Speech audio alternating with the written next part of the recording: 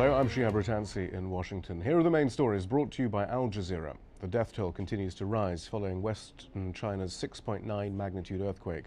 Hundreds have been confirmed dead. Hundreds of others are feared trapped or missing.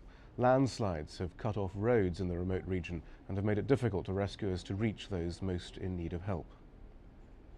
Many of the relief teams from the government and Red Cross is on the way to the Yushu County, but it's just a matter of time and to reach there.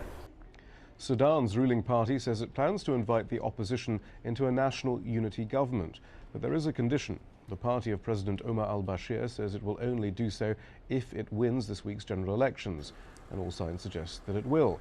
But the vote has reopened old wounds in one of the world's poorest countries. Mohammed Adaw is in the capital, Khartoum. The lofty ideal of a united Sudan and the vague promise of prosperity for all dominated the campaigns.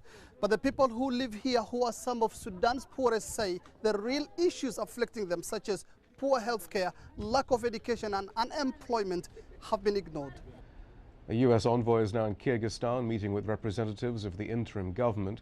Its leader, Rosa Otunbayeva, is insisting that the ousted president, Kurmanbek Bakiev, should face charges. Al Jazeera's Rosa Ibrahimova reports on efforts to mediate an end to the standoff. Several human rights activists are now actively involved in mediating with Kurmanbek Bakiev, and in talks with one of them, he said he was ready to legitimize the interim government. His conditions are guarantees of safety and direct talks with Rosa Otunbayeva in Jalalabad. The ball, it now seems, is in the court of the opposition.